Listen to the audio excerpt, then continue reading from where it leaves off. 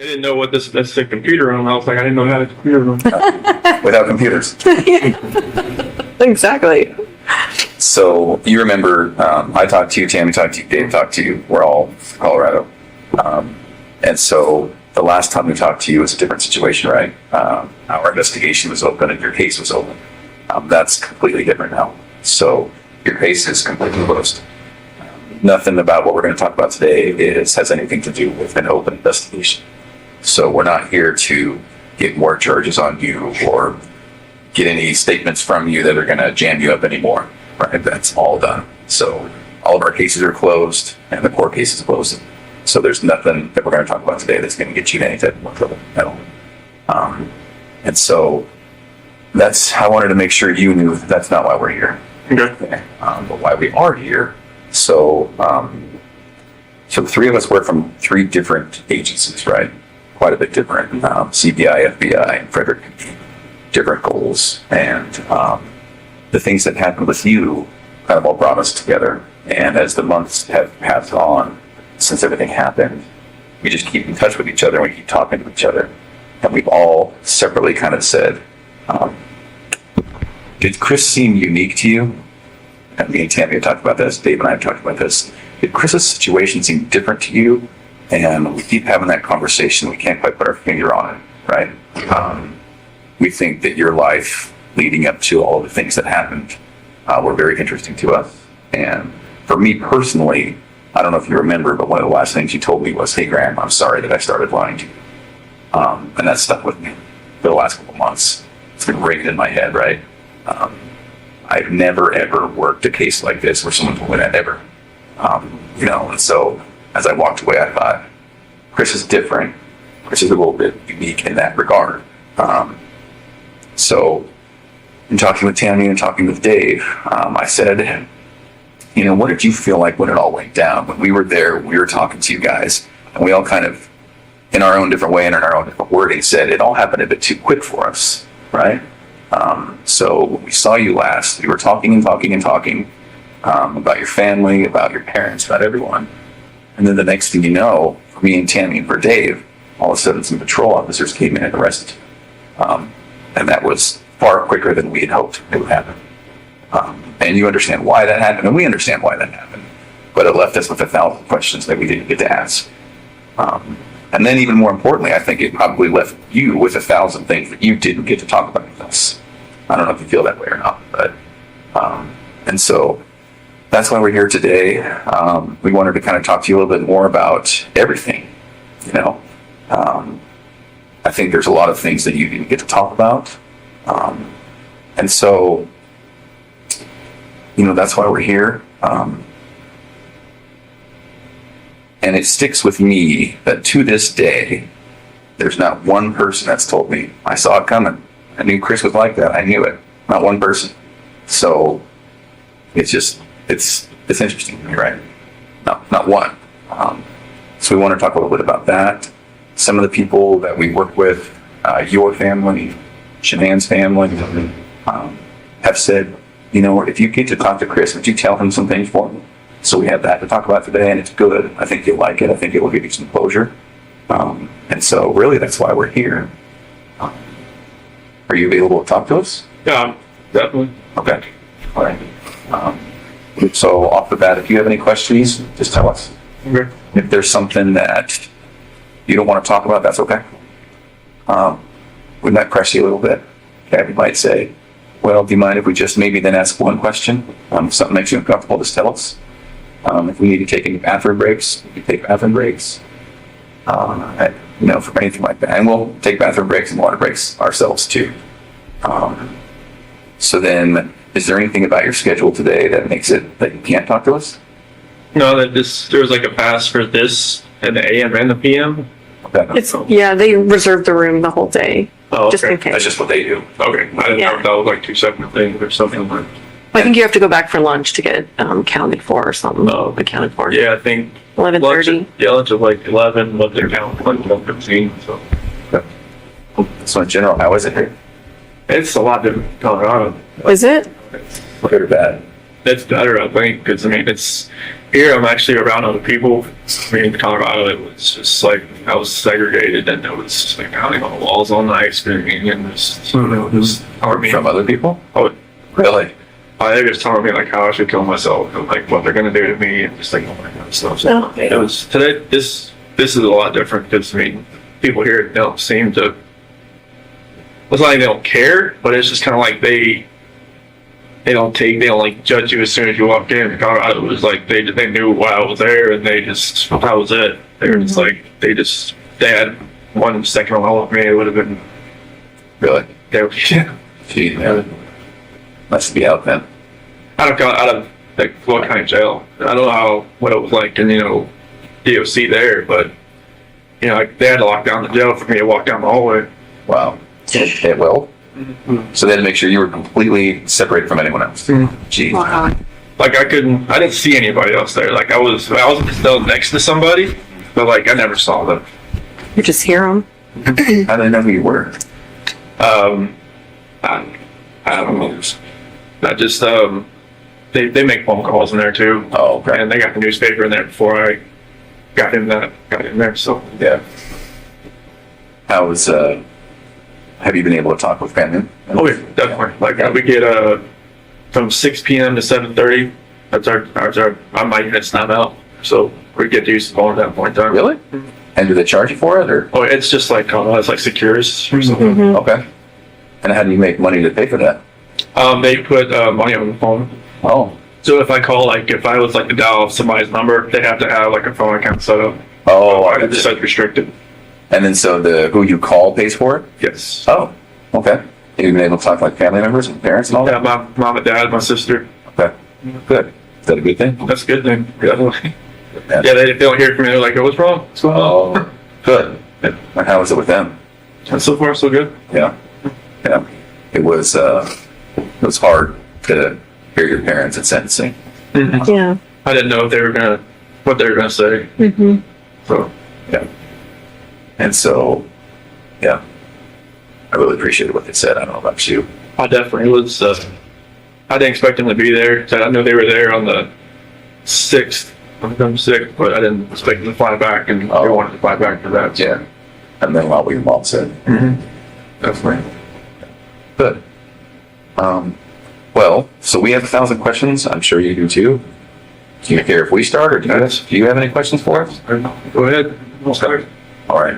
So one of the things that we're battling with is, and I won't make any assumptions today. So are you aware that this was a national story? After a little while, it was. I didn't talk to my parents while I was in Colorado Okay. because my attorney team told me, all right, no phone calls, no letters, no nothing. Okay. So like I made one phone call when I was in the segregation area there, but my dad thought it was like somewhat like a news. Oh, I turned the call. so he didn't answer. Yeah, so he didn't answer. But other than that, Okay. I didn't talk to anybody. But from what some of the deputies were saying, that for my attorney team coming in and said, this is like they've got people from Australia, England, and all kinds of people trying to figure out what's going on. So. Did they send you any? Did you get any other letters, like fan mail or anything? Well. I got letters, but I couldn't keep them with me, so like I could read them like on my hour out. But it's like I got a bunch of just letters that had no return address and stuff that was just not very good letters. Yeah. So Okay.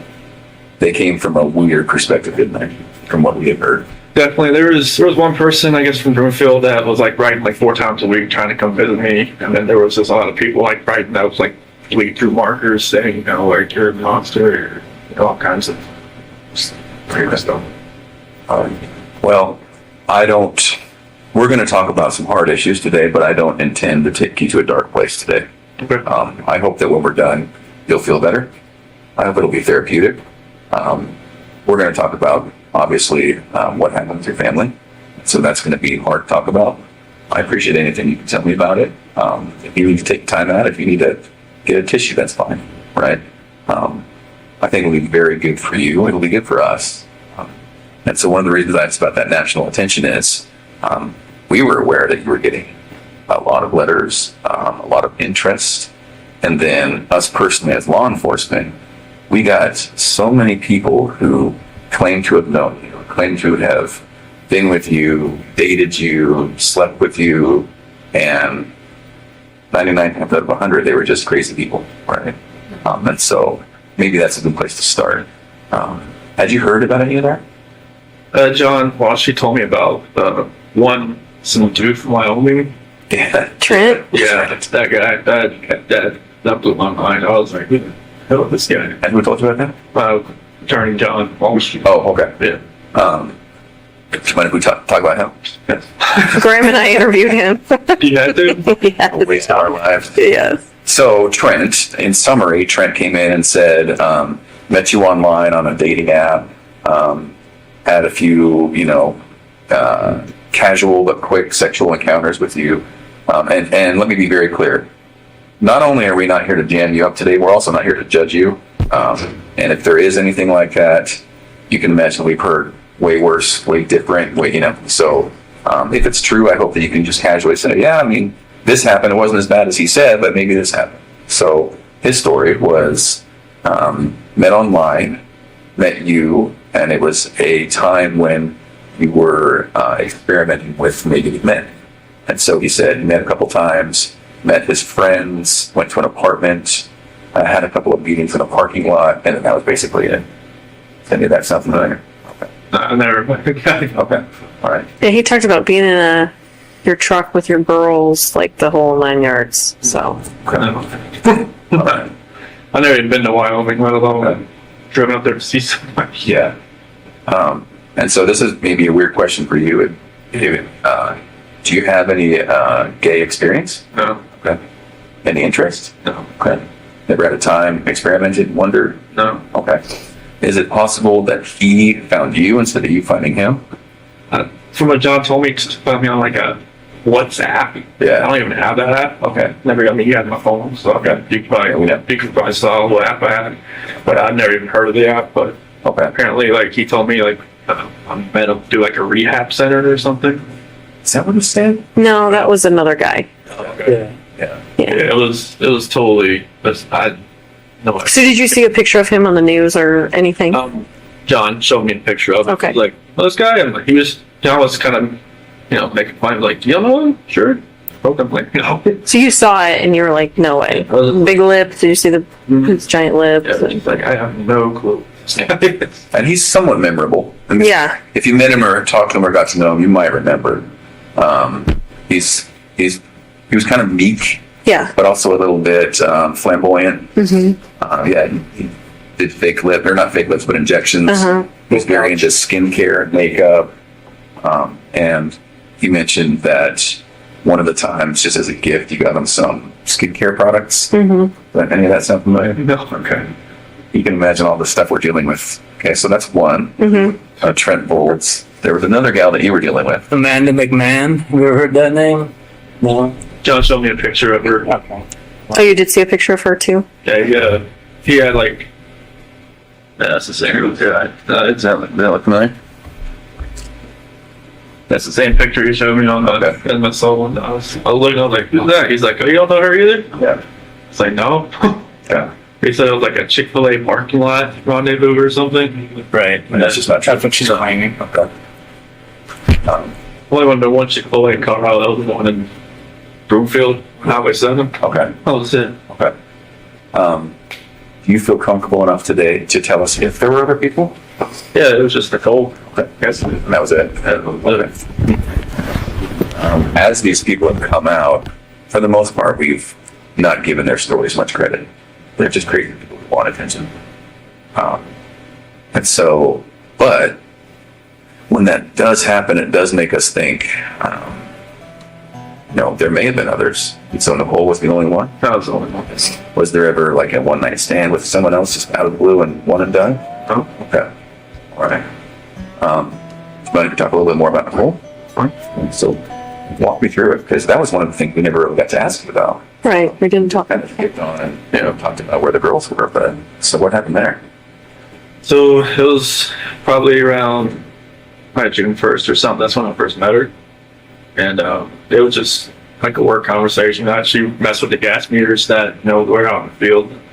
And I was messing up, and then I took it to her like, hey, what's going on with this? Like, how do I fix it? And, you know, after that, you know, we just ran into each other a few times in the office, and I think it was probably the fourth time meeting. She had asked me, because like when we were talking back and forth, I would say, you know, like we moved here from Colorado or from North Carolina and stuff like that, and then she was like, "What's all this weed stuff become?" Like, I took out my phone and showed her a picture, like, well, my girl's on the phone. It's like, "Oh, okay." Like, so, like, yeah, like, you know, I didn't wear a ring to work because like I sent it off so it get refitted after I lost all that weight. So, but You lost so much weight that your fingers lost weight? and it was literally like I was out in the snow one time. I went like that. Ring went off on the rocks. So I was panicking trying to find out. Like, I can't wear this anymore. But so after that, she left me alone for a couple days, and she texted me outside the field. And then after that, we just kept texting back and forth, and it was just, you know, just like, you know, like she used to work in a little rig out in North Dakota, I think. And we just kind of sharing the stories back and forth about what we did and everything. And then one day it just kind of went to a different level. And then I never thought it would ever go to that level. But she was talking about meeting up after we got back from San Diego. Yeah, we were in San Diego from the 22nd to the 26th of June. And we met up after we got back. And How did you guys meet up? at a park in Thornton. Thornton somewhere. And after that, we just kept seeing each other pretty much the whole month of July. So let me ask you this. You tell me if I'm wrong. You strike me as somewhat of a shy person. So when you guys were meeting, it was just kind of very initiatory, like flirting at first? Okay. From both sides? Yeah, it was just kind of like feeling each other out. It was kind of like, Yeah. And so text, any calls? more near the end of June, Okay. And what makes you remember that it's June that it happened? because we called each other before I left to go to San Diego. Oh, okay. All right. At first, did you think something might happen? I just thought it was just flirting. I didn't think it was actually like something that would actually happen. Yeah. Well, it's totally natural, right? I mean, everyone kind of flirts at work, right? Because the relationship between men and women is different. So if you're working with a girl at work, it's just kind of natural to flirt. I get it. I wish I was out in the field more instead of in the office those demos, but Yeah. I kind of see it in your eyes. That's kind of where the path started, isn't it? Yeah, I mean, if I was like, because when I went from like a rover to a field coordinator, like I would spend more time in the morning time in the office trying to get everything like situated where we're going to go, everything like that. And, you know, if I was a rover, I'd be more out in the field and instead of like coming to the office like for more than an hour. Right. It just gave me more time to run into her, pretty much. Yeah. What did she know about you? Did she know you were married first? She did once I showed her the pictures on the phone. Yeah. On the, like, you know, the home screen picture. So was your wife in that picture, or was it just your phone? It was just my girls right there, but my wife was the lock screen. Oh, So she knew I was married with my kids. Okay. are you aware that she said she didn't know you were married? Yeah, What'd you think about that? I figured it was like just trying to save face, trying to, you know, I was just trying to. And some of my sister said it was like just trying to keep things together. Yeah. Just trying. She phrased it a different way, but just kind of like just like ground control, just trying to control everything that's going on around her. Because I'm sure she got bombarded by all kinds of different sides from the media and everything. So. And Have you talked to her at all? No. I'm hoping she hasn't like, you know, written me in a different alias or something. No, I'm not talking to her that way. Oh. All right, and are you not allowed to talk to her? I would hope that. Okay. No one told you that then? No, I mean, I would expect like, I thought like in Colorado it said like on a DOC list that if you're on like a victim list, you can't call anybody. Right. But here, I'm not sure if that's the same. But I just talked to my sister, parents, some friends of my parents. Do you wish you could talk to her? Maybe once just to Just get some closure? say like, hey, you know, just once. Yeah. say, like, I'm sorry this all happened. I'm sorry. I'm not sure, like, what happened, like, afterwards, like, what you went through, like, if you had, like, counseling, if you're, like, you know, different state, if you had to leave everything behind. I just wanted to let you know I'm sorry, and that something I never saw probably happening or happening to somebody else. Would you be alright if we told her that? That's fine. Do you want us to? Do you want us not to? And if she would want to even talk to you guys, then I'm not sure if she'll contact. I'm sure she'd answer your phone call more than the attorney phone call that she didn't want to call. Answer. Yeah. Oh, so your attorney tried to call her and she wouldn't answer? Yeah, 'cause I remember her phone number, but after that they figured out, I guess, where she lived. And they left a business card there. And she just pretty much after like the 5th attempt, she said stop. I don't know. Yeah. Yeah. I'm sure she's getting bombarded like everyone else, so. Hopefully it's calmed down since, but I'm sure, like, I just hope she can, like, I'm not, there's like normalcy for her, not since she's on the outside, but I'm hoping it can get that way at some point. I'm not sure if she had to leave Colorado or not, but I'm sure that would have been hard if she did. Mm-hmm. So when Darko was in dream job, so that's one thing I always like asked my attorneys is like, did she have to leave? Like, did she have to do anything at work? Because that was one thing. So she always told me that was her dream job. So, Oh, really? Yeah. Where does she mean? like like in the oil company in Darko was like, you know, I mean, unless you work for, like BP or like a company Phillips or something. Oh, I see what you're saying. And Darko's like in the thing. Big leagues. Yeah. Right. Can I ask kind of a cut question? Did you love her? I felt like it was true. Yeah. I think so too. I think it was the same from her. Okay.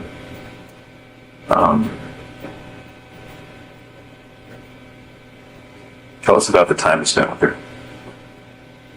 Well, I mean, it felt like it was, you know, I think like when you said like more like a shy guy, it's kind of like I've never like been pursued by anybody before. It's kind of like I was the one, you know, trying to pursue. Because like when me and Shanann met, it was like, you know, she was always like pushing me away, kind of like, you know. She was sick for a while, right? Oh yeah, she had just got diagnosed with lupus, and she was on like a bunch of different medication and stuff, and it was like, I guess I wasn't her type.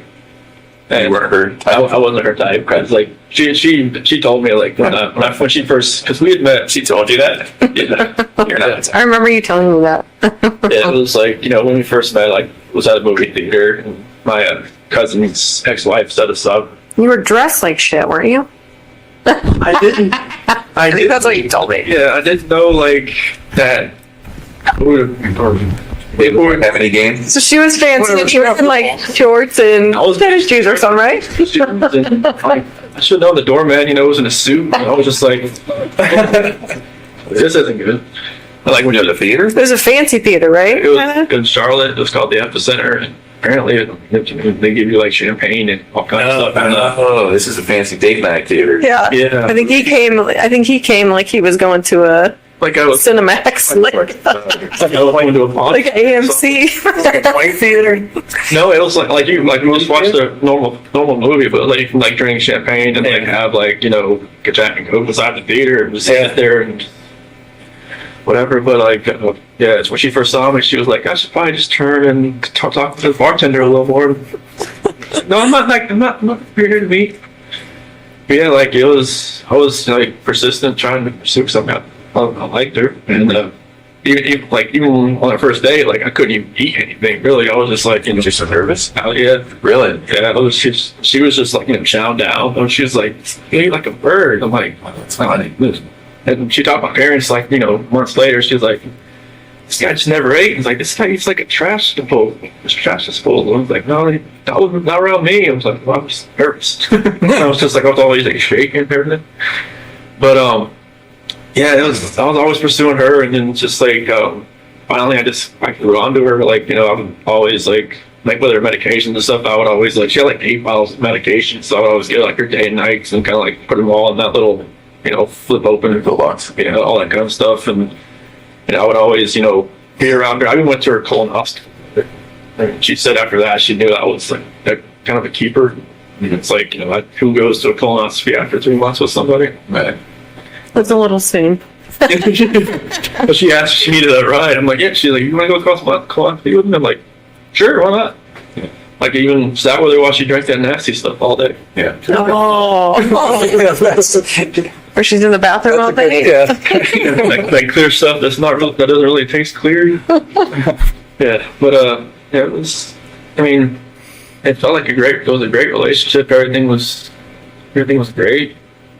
Now you're talking about with Kissinger. No, with That's Tom Ocean and like the first year, you know, like, you know, my parents never. I don't know. My mom was always kind of hesitant. What? I was the baby, I guess. I never, you know, because I never had a girlfriend in high school, so it's kind of like she never like really saw me like. Oh, interesting. So she's kind of watching her baby walk out a little bit. Yeah, because when I turned 18, I graduated. I never moved back Okay. at home. So That's my how sister old- moved back and forth all the time. So How old were you when you met Shanann? I was 25. It was 2010. So Okay. So no serious girlfriends before that? nothing more than like 6 months or so. Yeah, there was some girls here and there, but just nothing more like, you know.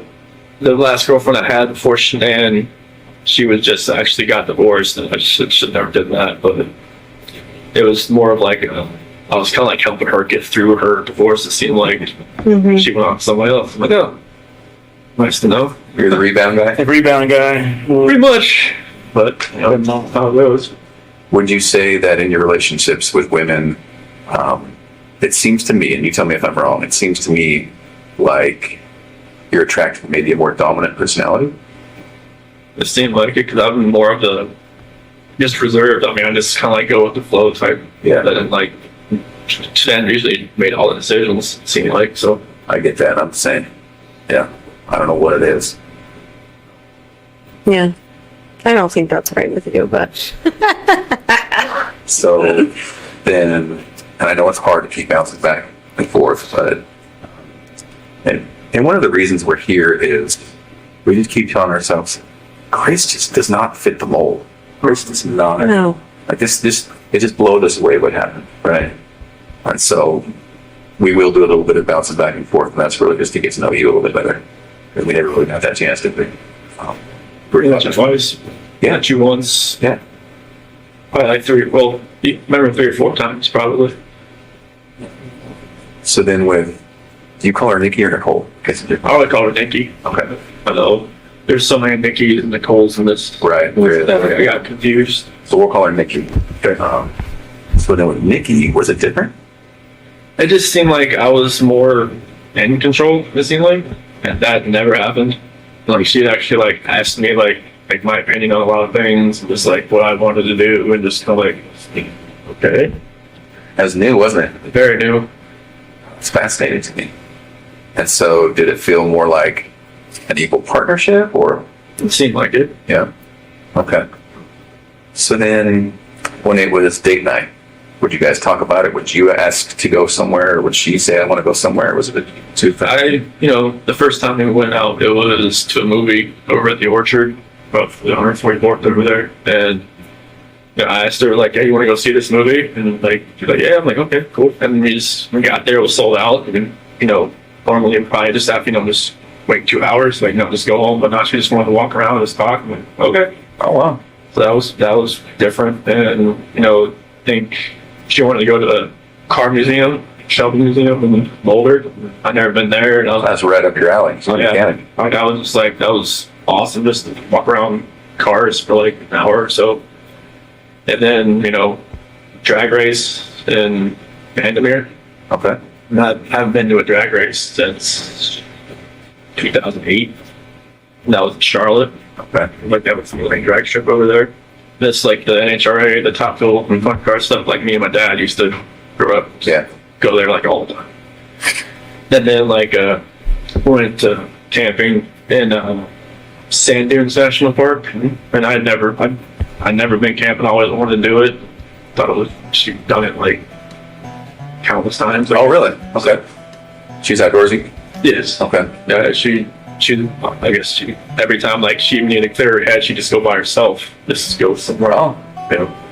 but she's a completely new type of person and relationship. Yeah. Okay. All right.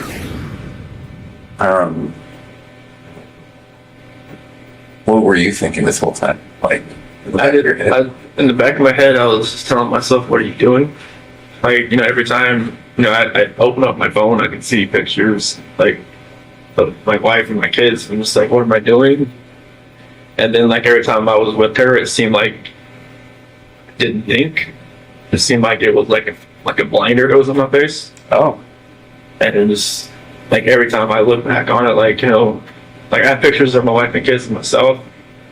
And like every night, or every morning, every night, I just, talk to them, say like I have like this book I used to read for CC, and I remember that book, so I read that to them like every night. And like there's some scripture and stuff that I read to them, so I just try to think back, like I wish this never happened. And just like I wish that blinder wasn't on my head, wasn't in my eyes, that would have seen what was going on. Like, I was everybody said, "Oh, you're just out there having fun while your kids, or kids and wife are on vacation." I was like, no, it wasn't like that, but it seemed like that's what it looked like when you're going, you're going to camping, going to drag race, going all this other stuff that you have fun doing, but you're with somebody else. It's not your family. It just didn't seem right. Like, with her, it just didn't seem like I'd be able to see that anymore. I was there at her house pretty much every night. So it was like I didn't have that time at home just to really think about anything. Because literally I didn't, like I was only at home from like when I got home from work. I worked out, I ate dinner, and then I went over to her house. Like I never slept in my house. Like the whole month of July. now talking through that though, when you said you went home and then you were at her house, was that while Chanel was gone? Oh, okay. So you weren't even at your house. No, This all happened so quickly, didn't it? it was insane quickly. Like I didn't like. She even told me like she would never, in like a normal relationship, she would never have somebody over at her house like more than like once or twice a week. But she felt like she wanted me over there. Yeah. She said she felt comfortable over there. Yeah. So it's like that's what was different. Like she wanted me over there, but then I just wish that all that would just go away. I just wish I almost like I know it's hard to, I know it's wrong to say I wish I'd never met somebody, but I wish I'd, maybe met her at work and then just kept it that way. I think if we had a time machine, I don't think this would happen again. Because some people, when this happens, you're like, well, if it wasn't this time, it would have been next time, or it would have been the next time. This just wouldn't have happened with you, would it? And it happened so quickly that you tell me if I'm wrong. You're not the type of guy to take control sometimes when you need to. Yeah, It seems like that's just what happened. I didn't take control of the situation. It was like the situation controlling me. Right, it just happened. No, I get that, man. I'm somewhat passive myself, and it's like, there's situations where I'm like, well, why did I let that keep going? No. Yeah, I don't know why. It was like a roller coaster ride that I just kept punching and taking on and just never picked it up. Yeah. Can we talk about the hardest subject? So when we were talking, the last time we talked, the last thing we talked about was where the girls were. We never really got to talk about that night. What happened? So nothing really happened that night. It was in the morning. And it was, me and Shanann, she got home like at 2:00. And, I felt her get into bed. And like, I just felt like I didn't really, but I just made sure I looked at my phone at 2:00 and make sure she looked like she's in there. And I could kind of feel her kind of stirring around a little bit. And I just had a feeling that she knew like what was going on. I mean, obviously I didn't use like an Enerco gift card, that I got, and I'd use my actual credit card. And I kind of just felt like she knew what was going on. And she started rubbing her hand on me, and we ended up having sex, but I guess that was more like a test. Well, I would have thought. interesting. Okay. Yeah, because when we talked, when I woke up for later on in the morning, like, you know, I pretty much, you know, told her, like, you know, I didn't think it was going to work anymore. And she was like, what happened? What was last night? You know, Mhm. so I figured that must have caused the test after I've gone through everything in my head. That makes sense. And she just told me, you know, like, to get off of her. And she was like, I knew there was somebody else, I knew there was somebody else, and there was somebody else. I couldn't bring it up. I couldn't just say, yes, there is somebody else, but then she said, never going to see the kids again, never going to see them again, get off me, don't hurt. And then Is that what you said? that was good. Like when I climbed in bed, that was pretty much like on top, pretty much like straddling her, doing.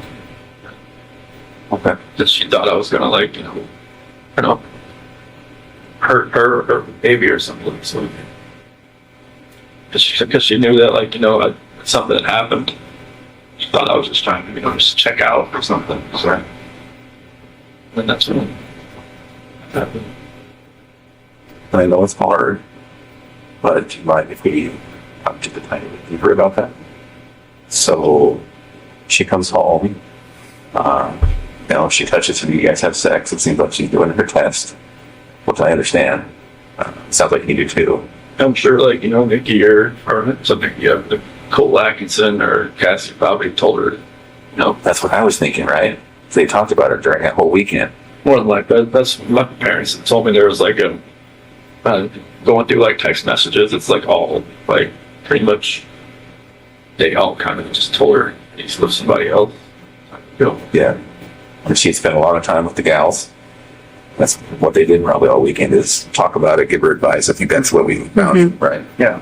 Okay. So she comes home. You guys have sex. And then did you fall asleep between then and going to work? yes. Okay. So then at some point, does she wake you up or did you wake up for work? A lot of more. Oh, okay. And you're going to work out. Mhm. But then that's when she started wanted to talk more. She was pretty mad. Yeah, I mean, it was, I had already kind of knew that, you know, using that credit card, kind of knew. Was that intentional? Yeah. I had no other way to do it. Oh, Like, you know, I used, like, because I got Anadarko gift cards from, like, you know, doing good stuff at work and Yeah. stuff like that. And I'd use them all. oh. Was part of me just like, screw it, whatever, I don't care. I'm using this card. And once, part of me just wants to say, Nikki, can you pay for this? But right now, just I don't know. Yeah. Even I think, from what my attorney said, she even noticed I used a different card, like a blue card. Maybe she thought, you know, like I felt comfortable enough just using a home bank account or something. But, you know, I told her I was going to Iraq. I told you guys. Yeah. It's just, you know, even, it felt like, you know, like looking back at everything, like just like reading the scripture more and more now, I can see, like, you know, God gave me opportunities to get out. Like even my friend Jeremy Lindstrom, he even invited me because like it was his daughter that came and watched the kids on that Saturday night. And he was like, hey, you said we're going to a Rocky game. You want to go to me with the Bronco game and watch the Arizona Cardinals? Like, in my mind, it was like, you know, go. Just say, hey, I can't find a babysitter. To Nikki. Yeah. And maybe that would have been like, you know, like a light switch in my head goes off, light switch in her head goes off, maybe it just like goes different directions. That was kind of like my last like opportunity to kind of get out, it seems like. But I wish I would have said, yeah, let's go. Yeah. And I think that would have just put me on a different trajectory. So then, Shanann, did she actually say you're never going to see the kids again? She said it to me before. Yeah. That's kind of hard to hear. Yeah, because she'd said to me before she went to Arizona. Because, like, I wasn't really sleeping in the bedroom. I was sleeping on the couch or in the basement bed or something. And, like, she had slammed the door. You're never going to see the kids again. Somewhere. Yeah, it was Did she get fiery like? only once in our entire relationship I ever seen her that way. Yeah. And that was a time before, or was that on the night that happened? No, it was back in North Carolina. Oh, It was just like one of those. It was just a fiery argument that I never raised my voice to her or anything. And like, you know, I just got mad and I slammed the door and she's like, "Ow!" I'm like, should have slammed the door. Was that when you were in North Carolina that last week? No, it was like Previous to this that? is like 2010, 2011. Oh. It was like early. In her old house. before kids. Yes, Were you dating or were you married at that point? dating. Oh, Yeah, it was just like I don't remember what it was about. I think some girl maybe texted me like from my past or something, and like, you know, it was just like this, and she was like, you know, don't have that happen again. And I'm just like, I have friends, right, they're females, like I don't even talk to this woman anymore. right. And it was just like, dude, no, Was she fiery? Did she have that Italian blood that her mom has? or yes, Was she always like that, or was she? Did she snap at things? she would snap at me, but you could tell like, you know, something really irked her a little bit. Yeah. It would come out. 0 to 100 type thing, or what? Yeah, 0 to 200. Oh, interesting. She gets acclimated about something. She's like, all right, it's gonna happen. Well, that's why she was probably so successful at Thrive, right? Oh yeah, like she'd done a couple other like direct sales business, but this one was just like, it was different. Why? This one, like, cause I think she had done like Origami Owl and like something called like It Works, and then like just other couple other things like some bags and stuff like that. With the supplement stuff, but just because it worked with her and it worked with me, she's like, okay, I can kind of like use this as like, all right, this is what it's doing for us. Yeah. And then like after a little while, like she could see how like people are above her, how it was helping them, and then it was just like trickle down effect. Mm. And it was like a good system about like, you know, commission wise and everything was just, she could use all the business IQ she has from running those cell phone shops and from the Dirty South custom shops, all that. I mean, she's business minded. Yeah. She knows how to do an accounting book like back of her hand. So that all just like fell into place with all that. So then on that night, was it just a new type of fight? It was, Never had, or what? What happened? yeah, totally different type of fight. It was, you know, it was just felt like, I don't know, it was more anger than anything else. Like there was emotion to it at first, and then it just felt like it was just anger. It was just like, you know, like there was no love there. It was kind of like what we were saying, what she was saying. It was just like, it's almost like we knew like something was coming at each other. We didn't know, like it wasn't ourselves. Really? No. Anger from you or anger from her? I think it was more anger from me and more like desperation from her because she wanted to fix it. Yeah. She knew something wasn't right. Like, you know, like when the whole thing with my parents happened with my parents called it Nutgate. What? Nutgate. What's that? Peanut, the peanut. Oh, Oh, with her family? Yeah. Yeah. pistachio ice cream or whatever. Yeah, they people Nutgate. I don't know. I haven't heard that. I've heard that. Yeah, I guess what people were calling it. Okay. But that was like another out. Like, you know, maybe I could have just like stopped everything with Nikki and just kind of concentrated on helping like whatever happened there. Because Shannon had a story, my mom had a story. Like, you know, whatever happened, I probably asked my 10-year-old nephew. Probably could tell me what actually happened. Well, and they both have their feelings for good reasons, and they both didn't see it the other person's way. And Yeah, and like maybe because I didn't talk to my parents from then on until like August 6th. And like, you know, my dad took that whole week off. you didn't talk to your parents from then on? Yeah. Oh, okay. Because like Shannon was like, do not talk to them, do not call them, do not do anything. Is that what she said? Yeah, and Cece's birthday was 17th, but I think the actual birthday party was like a couple days after, In August? July. July. Yeah. And like my mom or my dad was gonna go, but then there was like a post on Facebook about, you know, allergies and stuff like that. Shannon made, and my dad was like, no, I just can't do it anymore. Just like because He perceived that as her taking a shot type thing? yeah, Okay. like she always says she never put those posts directed at anybody, but she had a If method. you read them, you know who Tom's talking about. She had a method to the madness, and you can see it. Mm-hmm. But I wish I could have just took more time just to fix that. Because like I wanted my parents to be involved. Like since like the whole wedding thing, and then up to that, it was like, my mom, my sister were always like, combating with Shan combating with them. Mhm. My dad was always cool. Like he's just like me. He's just like, go with the flow. Like I just want everybody to get along type deal. Chicks, I man. loved your dad. Oh, he's the best. Isn't he? I loved your dad. I'm sorry, keep going. That's I just wish I could have, like, just when we were at the beach in August. Like my dad was supposed to stay through the whole week off just so he could see the kids and like see me. Like we have a cookout at my sister's house or something. And then, but we just pretty much spent 5 days at the beach, and Shannon like booked it. So like, I mean, I don't want to say like punishment for them not to see the kids, but like I wanted them to see it, see them. I wish I could have fixed all that. And I even like when I was at the beach, I told Shannon that it was more like what was going on was more of like I feel like my dad's my hero. I feel like I've lost like something in my life. I haven't been talked to him for 3 weeks. And I haven't been see the kids for 2 weeks, on FaceTime or anything. Mm. And I wanted them to be able to have that relationship. And she was pretty much going, like she tried to kill my daughter by giving her. I was like, I don't think she gave it to him.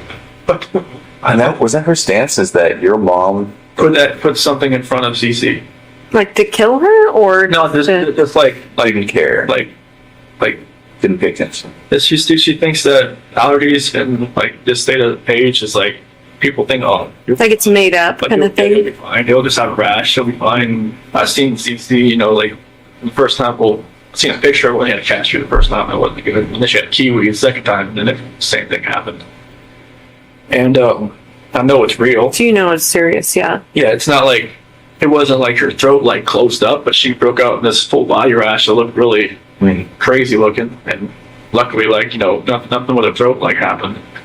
But So did that make you angry at your mom for doing that? yeah, I mean, I was just like, Mom, you just gotta. I told her you need to think. You need to like pay attention. Just because another kid can have something doesn't mean another kid can have something. Because like when we were at that birthday party at Jeremy's that Sunday, they had this cake there.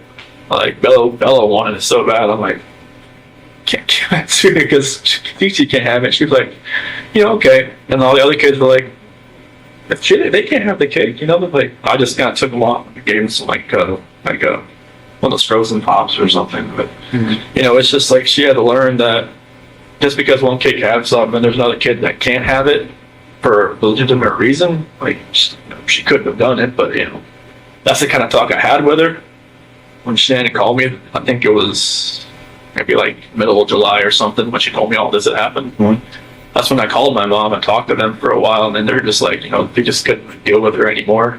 Shannon just kind of like, they like flipped out. My nephew told Bella to go hide behind the curtain because I don't think your mom was going to let you come over here again or something like that. Oh. So it got heated. Oh, it was bad. Really? Yeah, it was like a last straw between them, I think. Like in the same room or over the phone? No, they were at They were, and so they were my really mom's heated. house. Yeah, but Cece and Bella and my niece and nephew were there Okay. How did Shan find out about the ice cream thing? because Chanel was there, and I guess they were all sitting. One was couch, it was kind of like a U, and my niece went into the kitchen and she knew where the ice cream was. I mean, she went there. So it's not like your mom gave it to her? Like she got her own? Yeah, she went in the freezer, got it, went out, and stopped beside Cece and started eating. But like, it's just a matter of like Cece could go like Right. like that. Now, I don't know what would happen if she just got it on her hand. Right. But like I know on like the prick test, on the back, it's like a welt. So are they staying there at your parents' house during that time? 'Cause- Yeah, it was. So they would go from from Sandy and Frank's house Yeah. for like a few days or 5 days, and then go to my mom and dad's house for a couple days, back and forth. So it happened during that time? No, there, yeah. Okay. So there were so many things that happened, weren't there? There just were little tiny ingredients to this recipe. Yeah, nothing like Nuts, Chris. I mean, it's just so many things just didn't go your way. everything was like like somebody was stirring a pot and it was just That's exactly what it looked like. So then, I know I keep bringing it up. Can you walk me through just the last few minutes before Shenandoah? it was pretty much just like I had gotten dressed for work and then like we started talking. Did she come to you? No, I was just right there in bed. Oh, Just- okay. Yeah. So I was just like I got my blue shirt on, my jeans and everything. You ready to go? I was ready to go and Was she asleep, or did you have to wake her up to finish your conversation? Or wake her up because like she got home like 2 o'clock, so she pretty much out of bed. But I never knew like if her plane got delayed. Someone always told me like she just like sat around with Nicole and just like talked for a while and then came home or something. I'm not sure if that was. That was somebody. Yeah. But yeah, when she came home and everything, but yeah, like I woke her up to talk to her. Oh, okay. Yeah. And is that because it was just eating at your Yeah, like I knew like, something like it's something just felt right with me. Something I know like she knew. I just knew she knew. I just felt like maybe the kids weren't gonna be there when I got home that day. Oh, interesting. Now, I don't mean to offend, but I have to ask, is that really the truth? Okay. I really felt like they weren't gonna be there when I got home that day. Oh. And like she so- would take them somewhere? No, Or- I just felt like either maybe I wouldn't go home, maybe they weren't gonna be there, or I wouldn't be allowed in. Type thing. I think I saw some text messages where Shanann talked about that she would take the kids to another state or something because she wouldn't be able to afford to live in Colorado or something like that. Did she say that kind of stuff to you, or Yeah. what did she say about that? She said she couldn't afford to live in Colorado on her own. And that, I told her, like, well, you can try it, which pretty much makes the same amount I do. Yeah.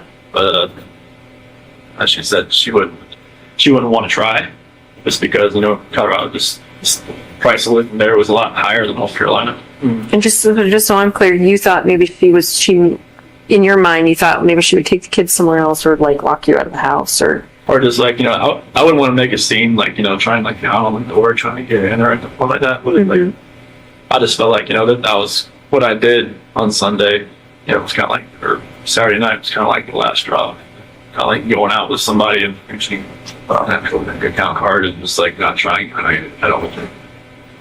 So walk me through it though, because she comes home, she touches you, you guys have sex, you fall asleep, then you wake up for work, all natural, all, a normal day's work type thing. Yeah.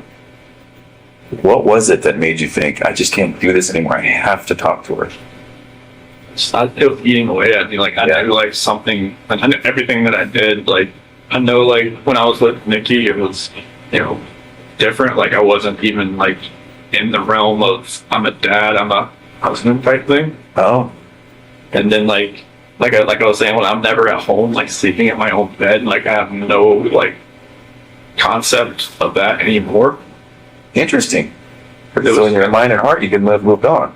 Like it kind of felt like if I wasn't at home, like I didn't think about it almost. Cause like if I wasn't sleeping on my own, but like I think there was at one point, like Nikki had gone to the mountains with her friends for like a few days, like into June, first part of July.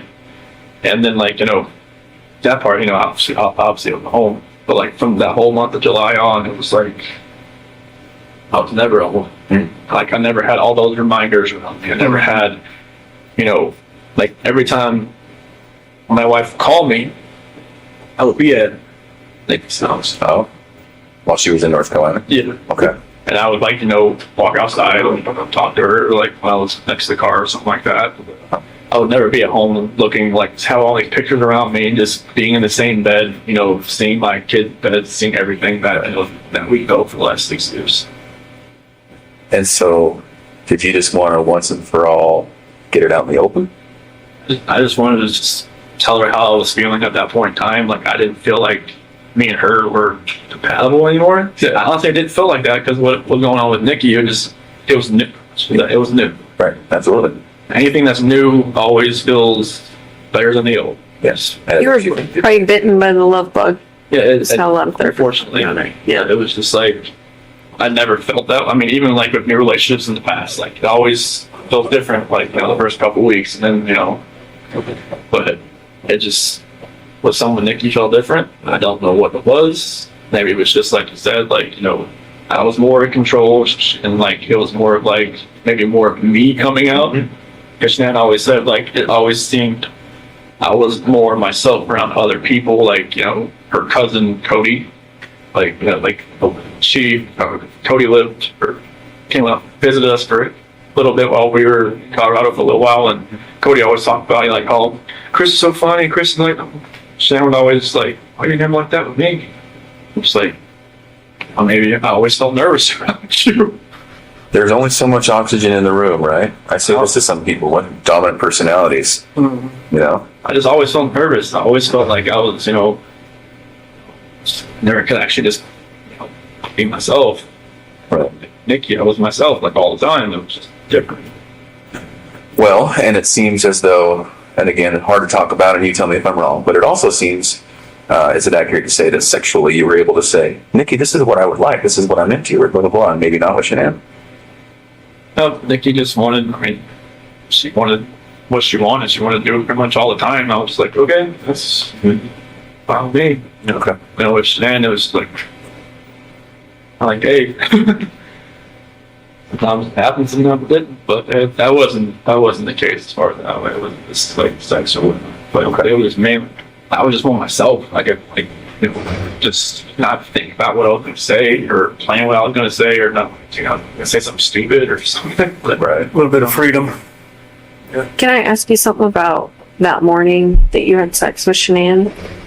Did you feel at all like maybe you were kind of cheating on Nikki by doing that? I felt strange. I felt like, the first time I was with Nikki, I felt weird. First time, like, Sure. And then the last time I was with Shanann, I felt totally strange. I was just like, I didn't know who I was. I didn't know who I had become. I felt like I become people I see on TV, and that did not feel right with me. Like, I didn't know what had happened to me. So Nikki even asked me, like, have you done this before? Have you go straight away? I'm like, I've never even thought about it. It's like, what's different? It's like, I guess it's just you that's different, because I just never actually, like, I've seen girls smile at me before, never done anything about it, but her, it was just like she had a leash on me and she tugged me away. As soon as she walked, I'm like, the heck is going on? So, Well, and Tammy brings up a very good point. I wonder if that last time with Shanann having sex had somewhat of a role in you thinking, like a trigger? I gotta do something, I gotta say something, we gotta have a talk, something's gotta change. Is that accurate? Yeah, I felt like it was like maybe like a trigger point or something, like you hit the push button on a bomb and it just blows up. Right. Something in my head was just like something, just something was hurting. Just like I had to say something. Okay. So then exactly what did you say and what happened? So when I woke her up, I was like, hey, we just gotta talk. Okay. And I told her, I don't feel compatible. I don't feel like this is gonna work. I just, I don't wanna, like, can we cancel the trip to Aspen? Because she had booked a trip that week Oh, to go to some like mystery 4-star luxury hotel or something. just the two of you or the whole family? Just me and her. Okay. And she had Amanda there to watch the kids that weekend or something. Okay. And I was just like, can we cancel that? Can we like do something? Like, from what I remember, I even said, can we move to Brighton just to get away from like this house? Oh, But like, I'm not sure if that was like in the beginning or the end of part of the conversation or whatnot. That conversation went so many different ways. Like they'd gone from like staying together to not staying together to just like all the above. okay. So this is half an hour, what? Definitely not more than that. I don't think. Okay. I don't think. Are you crying? Is he crying? It's back and forth. It's like, she's got, mascara. She didn't wash her face when she got home. She had makeup on still, so mascara was running all over her and stuff like that. Yeah, it was nothing about that conversation. I just wish I could take all of it back. The whole Nikki thing back, everything. But So then when did it turn? as far as that conversation, Just at the end when I was telling her like I told her I didn't love her anymore. That's when it happened. What happened?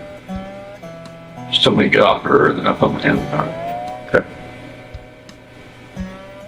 Did you say she said something like that you were hurting the baby or something? So that was before that, because like when I was straddling her, it was kind of like around her waist type deal. Why did you get on her like that? I just when we got on the bed, that's just where I got on. Is that so she would listen to you? I felt like she could probably listen to me just laying beside her, but I got on top of her. And every time I think about it, I'm just like, did I know I was going to do that before I got on top of her? Really? That's an interesting thought, Chris. You don't know if you did. Just like the whole everything that happened that morning, I don't know, like I try to go back in my head. I'm just like, I didn't want to do this, but I did it. It's everything just kind of like, Felt like you had to? it just felt like it was, I don't even want to say it felt like it had to. It just felt like there was already something in my mind that I was implanted that I was going to do it. And then I woke up that morning, it was going to happen, and I had no control of it. You never thought about it before? It was just like, I don't want, like when, like just like in the sentencing hearing, that prosecutor said it takes 2 to 4 minutes, something like that to happen. Like why couldn't I just let go? I didn't. Oh, that's interesting. I just let Was go. it feeling like it was in motion and you just couldn't stop it? Yeah, it was just like, I don't even want to know what she saw when she looked back at me, honestly. Did you look at her? What was she doing? But hiding. Why do you think she wasn't fighting? I don't know, maybe she was praying, maybe she was just. Now I read the Bible and said, like, where the scripture says, don't forgive these people for they do not know what they do. Maybe she was saying that. I don't know what she was saying in her head, but she, like when you guys told me, like, take off your shirt and check for defensive wounds, and like, there wasn't going to be any. She didn't fight. I don't know why. So she didn't could she grab your arms, or were her arms pinned down, or? Not that I remember. I don't think so. I mean, I don't think like I moved to where my knees were around her arms or anything. It was just kind of like when I got on top of her, we started talking. That was it. It's kind of like in my head, or like in the back of my head, that was going to happen. And just like at the end of the conversation, it was just like, that's what happened. I just wish I could have let go. Did it seem like it was that long? 2 to 4 minutes? How long did it seem for you? It almost kind of felt like it was longer almost, because it felt like time was standing still. It's kind of like I just saw my life just disappearing before my eyes, but it just like I couldn't let go. It was like somebody else, like if you picture somebody else around you, holding your hands, holding you, keep you from not letting go.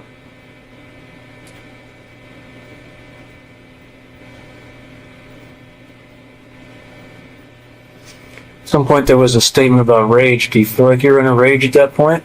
How That's does the only way I can describe it, honestly. Like a snap, something. I mean, I know. I guess my attorney had said like some, strangulation is more of like a, I don't know, passionate type thing. I'm just like, I don't know how that can be passionate. It's just intimate, because you're right, and Yeah. using your own hands.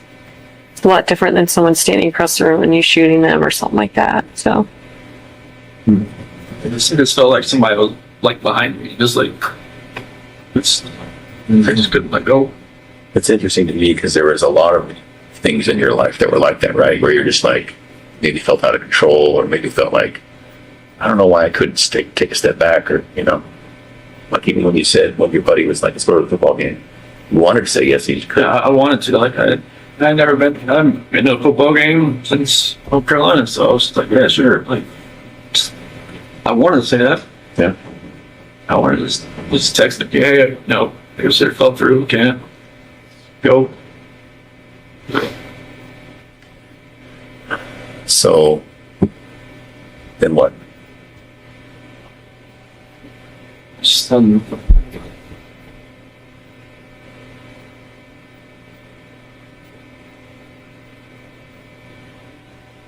But just after, Shanann was, I guess, once she was gone, it was just like, I didn't know what was going on. It's like, there was like a traumatic, I don't know what you call it, traumatic event type, and everything, and like, I was shaking, I didn't know what had happened.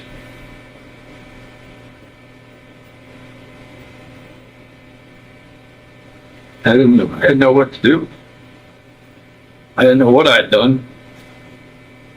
I still wasn't in that right state of mind. I don't think like I was in control of what I could think or what I could do at that point in time.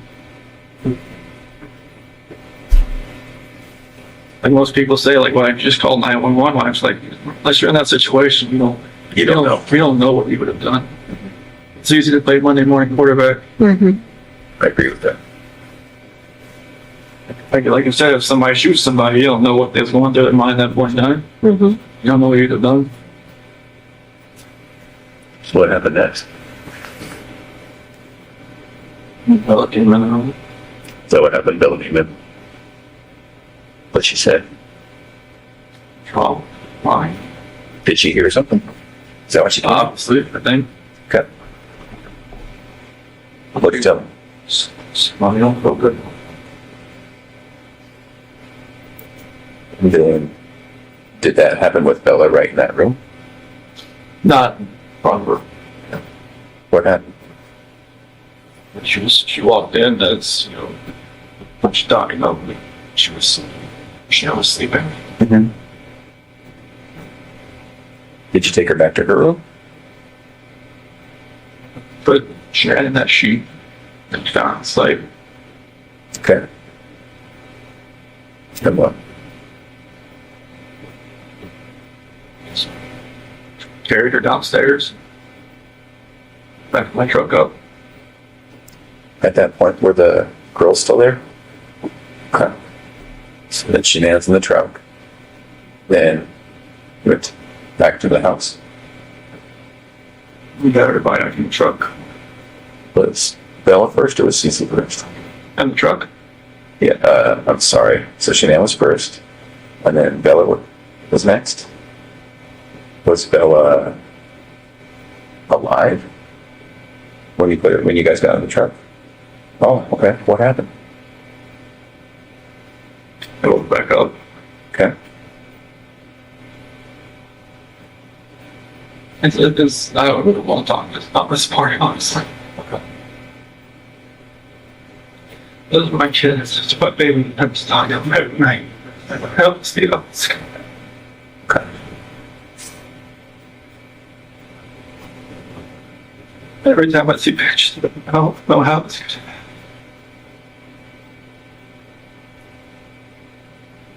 be. Being a dad was the best part of my life. I took it all away.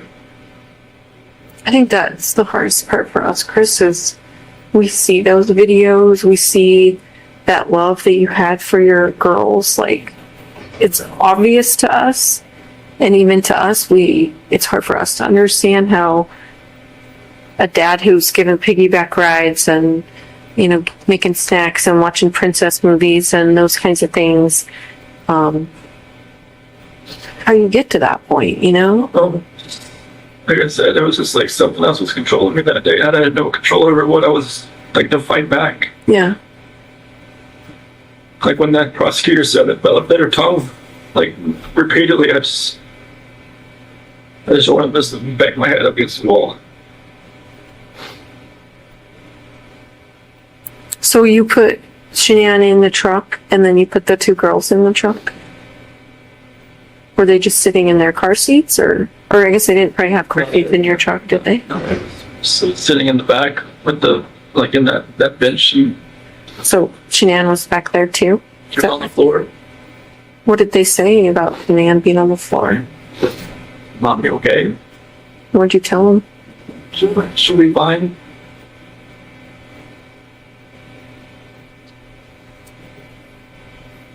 Did you have their stuff with them? With their toys and their blankets and stuff? They had something with them that they carried. one of them, I think CC and Bella had like a blanket or something with them, Mm-hmm. like a pink blanket or. What about the dog? I think one of them had a dog, right? That talked or dog. Yeah, one of them had like a little barking dog. Was that with you too? Do you know? I think it was. It's hard to remember. Like if Yeah. they had like big blanket, small blanket. So, I think I saw on the video that you put a gas can or something in the back of your truck. Is that right? Did you have different plans? And I Where did you put that in there? don't know what was going through my head. I felt like maybe I could just get rid of myself at the same time if I was doing all this, honestly. Yeah. You just think about that? What'd you think about that? And I felt like I deserved to live after what had happened.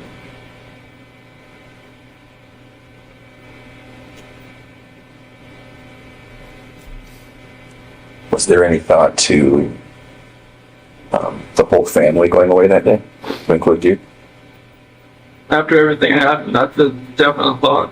Yeah. See, it's interesting to me. We had all kind of wondered if there was a point when you were all together, and if you were all going to pass together. That to me makes sense, but that's, even though it sounds crazy, that's what a family man does, right? Family man doesn't do what he did. No, I know. I guess what I mean is, it seems like you guys were going to be together forever in that way. Is that maybe what was going through your head? Honestly, I just felt like I had deserved to live. Yeah. I know it's like whatever judgment I was gonna come upon myself, I just didn't deserve to be on this earth anymore. Mhm. What happened?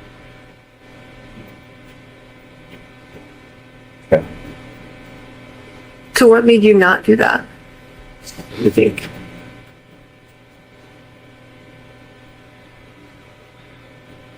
I don't know if it was just more of like because with the site, maybe it was just more of like I would have hurt more people than just me and everybody else. Like I know there's other people out there, not like at the site, but other people like maybe out in the area. Like I didn't want something like on the site to catch fire and blow up, and then other people around would get hurt the same. So you were thinking initially about starting a fire out there or an explosion or something, or? Just no, not for that. Just like maybe I could just take care of myself. But when you gasoline, that's the only thing you do. I mean, I don't have a gun. I don't have anything like that. It's not like you just commit suicide that way. But it's just To blow yourself up? I mean, it was just.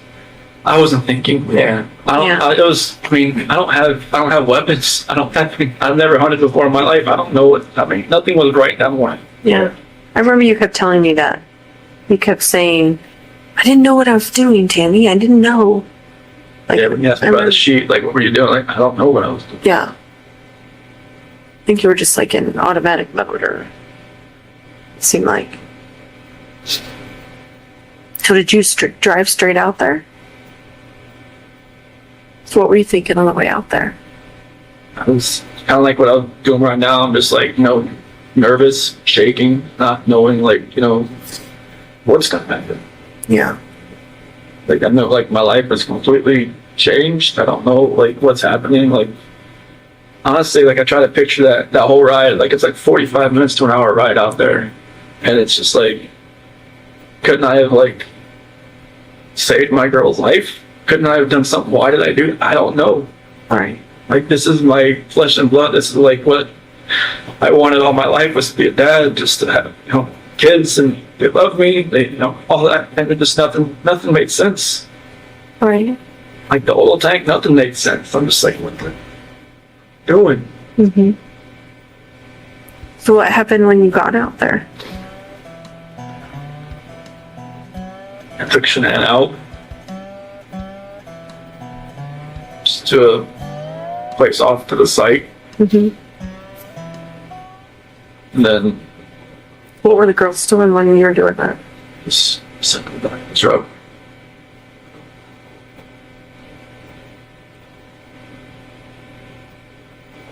And then what happened after that?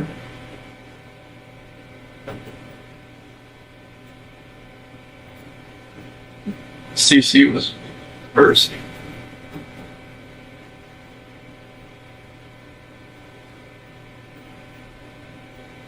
She did have a blanket. She had a blue blanket. A Yankee blanket.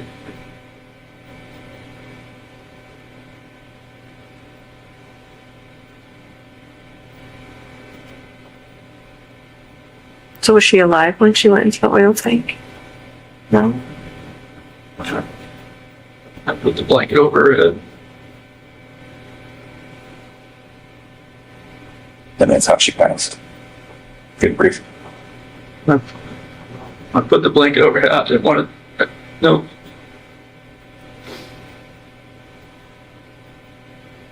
I strangled her right there in the back seat. Okay. What was Bella doing? 10 minutes later, Does she understand? Did she know what was going on? didn't say anything.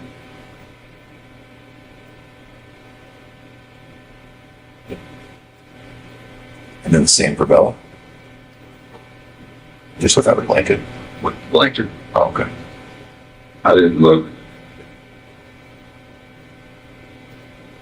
It's like every time I closed my eyes, I started to see her say, "Daddy, no," and that was it. That's what Bella said. I hear that every day. You go.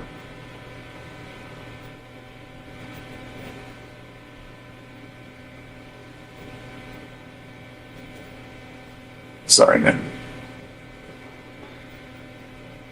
I'm sorry, it doesn't take anything back that I did. I know. Is it possible that in your mind you didn't want them to suffer throughout their life? Was this like a mercy thing? I mean, you could say that like after the fact, but it was just like, I don't. You didn't feel like that during it? I just didn't. I felt like it was just like an anger with Shanann, with everything that I was just taking it out on everybody that was in front of me that morning. Yeah.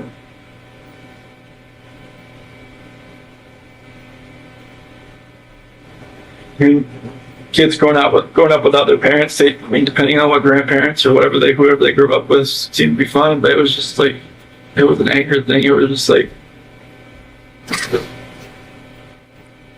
And what were you so angry at Shanann about? Like if you could pinpoint it. nothing that makes anybody to want to do this. I mean, you could be angry at your spouse like your whole life, but you should never have done anything like this. You should never let it get to that point. But I let it get to a point where I've never been angry before. Like, this was like the epitome of being angry. Yeah. The epitome of like showing a rage. The epitome of like losing your mind. I mean, even like some people in here said, they're like, the heck happened? It was freaking snapped. Like, I just walked away. It was like, it's, I don't see it in my mind how it could have, like, I look outside every day. I'm like, what could we be doing right now? Yeah, but, right now I'd have a 5-year-old, a 3-year-old, and one might be a 1-month-old son. And a beautiful wife. And just like, right now it's just me.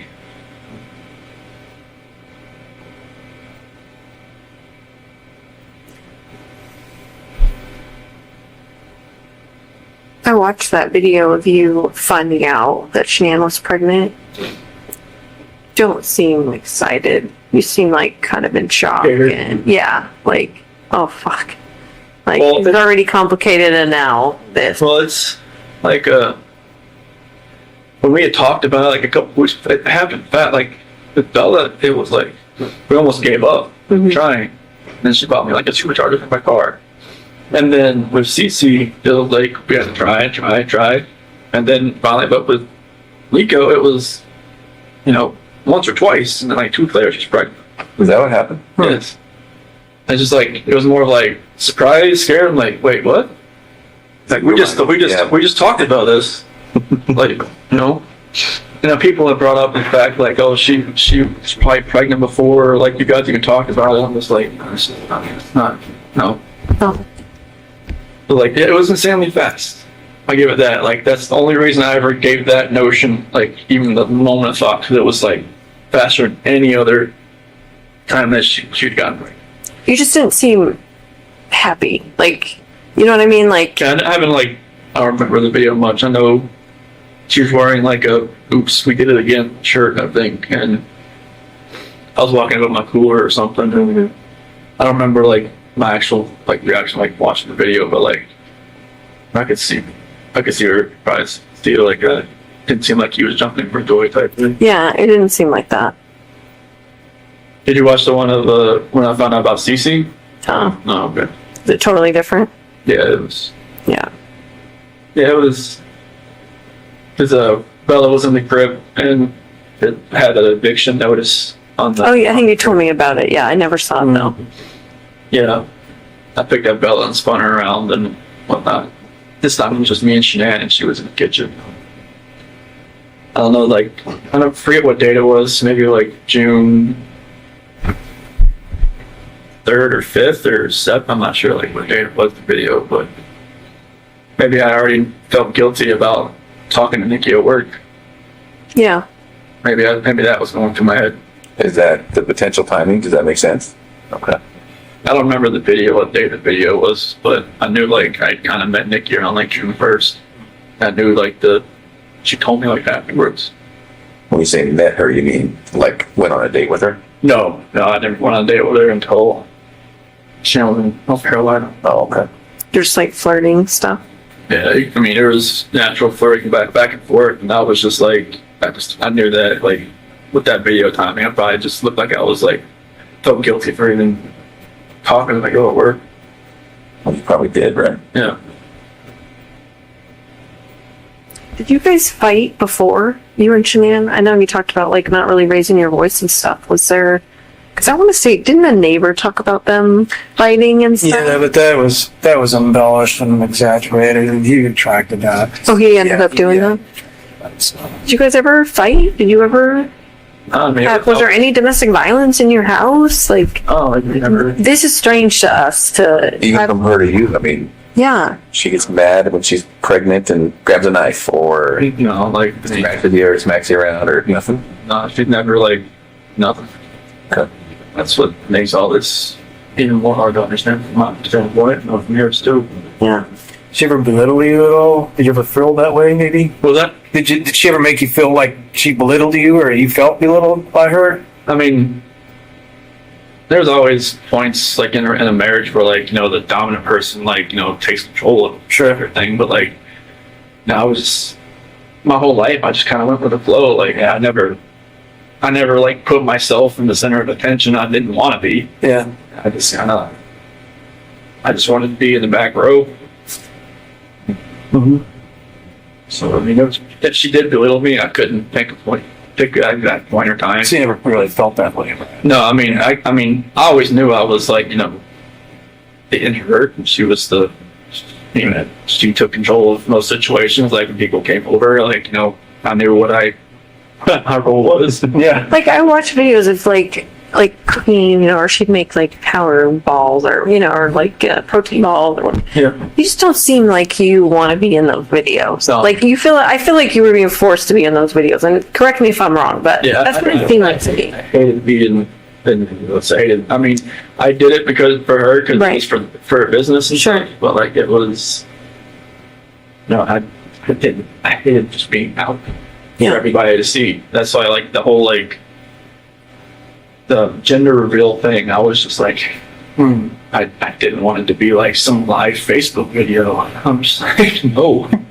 Yeah. But like I never wanted to be out there. But I know I'm like.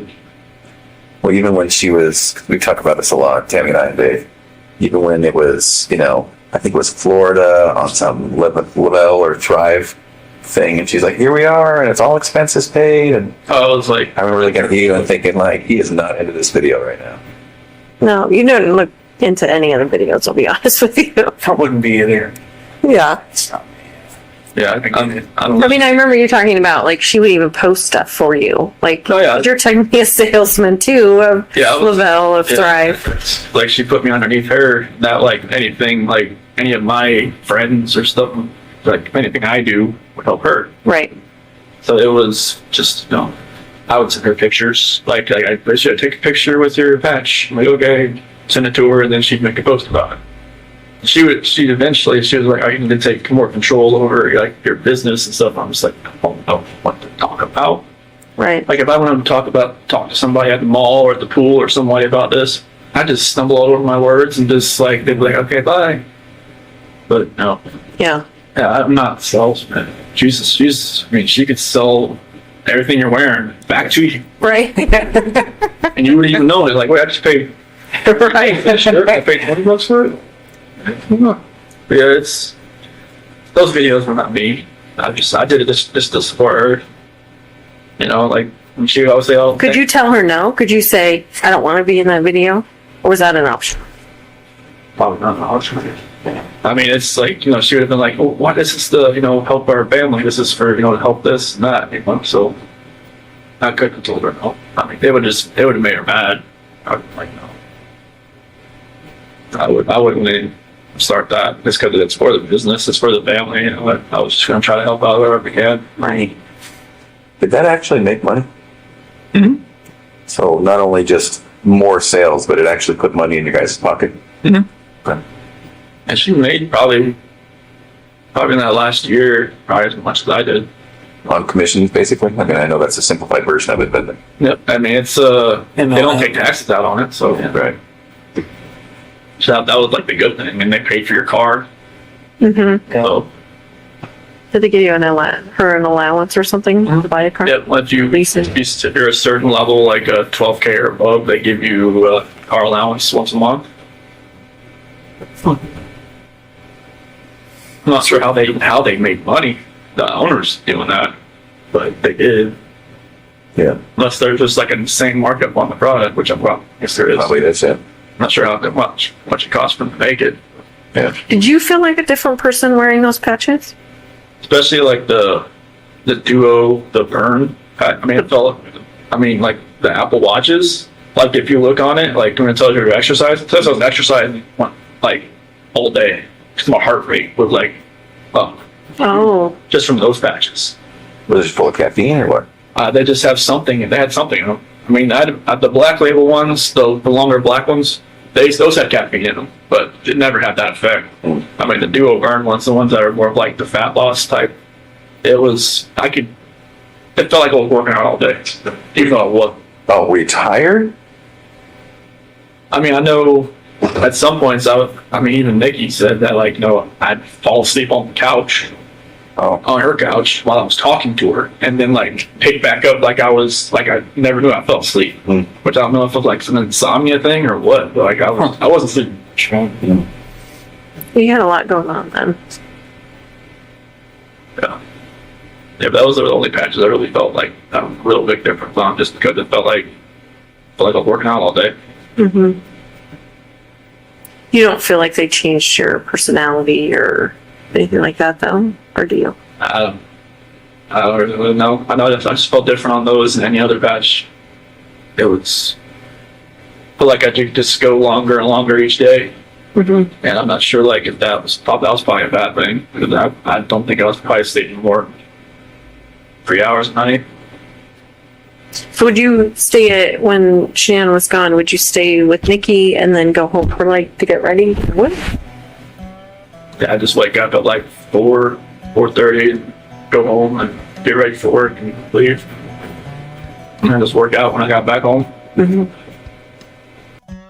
what were the conversations with Nikki as far as, at some point you guys were talking about her helping you find an apartment.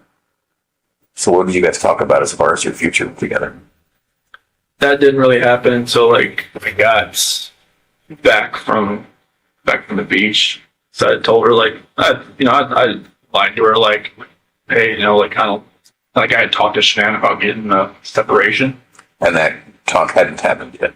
No, I mean it kind of like not, I mean, she knew something was going on and things. I mean, we weren't sleeping in the same room, and then she, you know, she even mentioned the fact like, hey, Colorado's 50-50 state or something like that. And okay, I guess she looked it up. But, that actual talk, I was just like, I thought it was going to happen. Yeah. And so in conversations with Nikki, I get it. I mean, if you're telling her like the progress toward the divorce is a little bit more than it was. Mm-hmm. And then so what were you guys planning? So it was more of like, she's going to help me find a apartment that was affordable. This is kind of just around like Brighton or maybe just close to work, like for Lupton or something around there. That's kind of like where my area was. Did you talk about moving in with her? She didn't want that. She didn't want that. Would you have done that if she would have been cool with that? That'd been a little too soon. I would have thought. There's just, we only been really seeing each other like almost like a month, or they just talking about 2 months. That would really. She called her house, like her apartment, like her.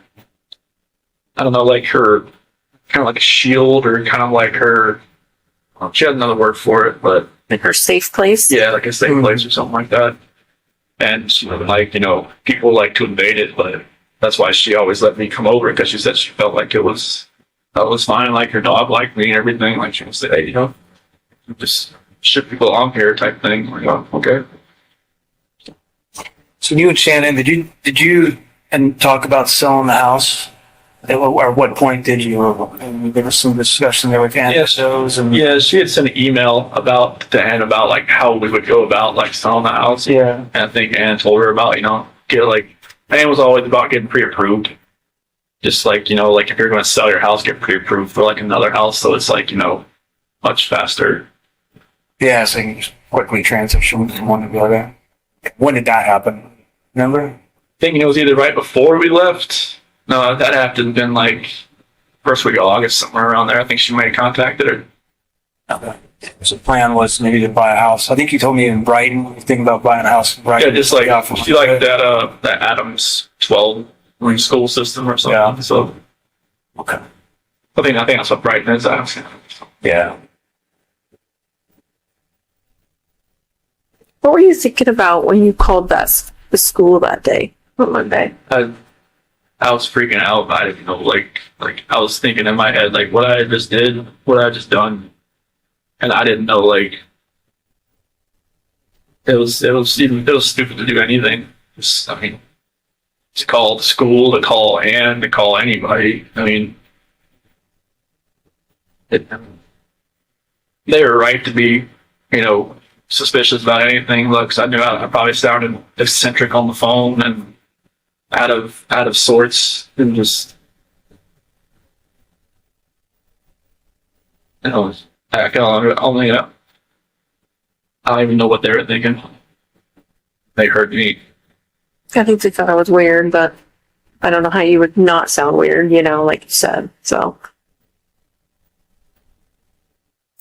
So are you 100% sure the girls were still around and alive when you drove out? Okay. So that's completely accurate. There's nothing else about that. They got in the truck. Okay. where did the blanket go? It's probably in the trash can or something, I think. In the trash? It wasn't it was still in my truck. Okay. Well, we thought we saw some GPS where you had stopped by near a construction roll-off dumpster. Is that true, or? I think that's I dumped my clothes in there. So that would have been on the way back to the house. My neighborhood. Yeah. When Officer Kunab was there. Okay. Was it one of those red construction dumpsters? More than likely. Did you pack new clothes? How did that work? I already have some in there because, in case we have a spill or something. Oh. If you ever get crude oil on you, Yeah, I have 2 pairs of boots, all kinds of different stuff in there, just because just one time I had to pick up a spill and I had defrost on, and I had a headache for 2 weeks because the crude oil that comes that. So I always have something in there. So where did you keep them after you took them off? Did you just change out there into your new other, So like I dumped my clothes in that dumpster. but that wasn't that on the way back? When you were coming? Like you'd already worked the whole day, Yeah. right? I'd work like till like 11 or so. 11. Yeah. So that was back when Nicole Atkinson. Yeah, when she was Yeah, when she at my called. house, hit the doorbell, that's when I knew someone was at the house. Right. Did you think right then, like, oh fuck, like here we go? Or what were you thinking? I didn't even know why she was there. I was like, I didn't know, like, maybe she had an appointment or something with Shanann. I didn't know. What did you think, like, that day, like, what you were gonna say? Like, what was your plan? Were you just gonna go home and be like, report to the police that your family's gone, or? I had, like, once, like, I had no idea what was going to happen. Like, after everything, I don't even know how I was even acting even normal to people that I was around. That's when, like, Troy and Cody and Chad and Melissa and all them, like, when they showed up on the site, I don't even know how I was even being somewhat even coherent what I was saying, but apparently they understood me. So I didn't know what was going to happen. Like I said, this wasn't like something like some criminal minds type. Like, well thought out? Yeah, it wasn't nothing like that. You're just minute by minute at that point. Yeah, I had no idea what was going on. So once the girls were gone, was it also just a minute by minute thing as far as the oil tanks? Yeah, I didn't know what to do. I mean, I just thinking about an oil tank just makes me want to throw up. And was that just because it was in front of you and there it was and it just presented itself? It wasn't a plan beforehand? Okay. Was there any reason why the separate ones? No, it's like you said, it was like going up, just going up the stairs, and it just didn't. No, like what Frank said is like I was trying to separate everybody. That's No. no, I didn't want to separate anybody. What was the reason? I can't even tell you. It was like I said, like something else was in control of what I was doing, and it was like I was doing something I never thought I would ever do in my life. Did you think there would be less chance of someone finding them if they were in separate tanks, or? Sounds like a little. No, I didn't. Whatever my reasoning was in my head that day, it wasn't sound. It was nothing was right. And you don't even remember thinking about it? No, it was just like a reaction of something that I wasn't even thinking about. Yeah. Can you talk about the trash bags? Do you remember that? Oh, There were two. okay. Yeah, I was trying to, because like this, she kept, I didn't want to, like when I was putting the one coherent, I guess, thing I had, like I didn't want the girls looking at Shanann while they were in the back seat. So what'd you do? Put a trash bag on one end and on her feet and on her head, so they didn't have to see. And they were just too little to kind of figure out, right? And then Okay. That's good. I just know, like when I was driving up there, I mean, they were just, sitting there, just, kind of asleep or kind of just like, holding on to each other, laying in each other's laps. I didn't.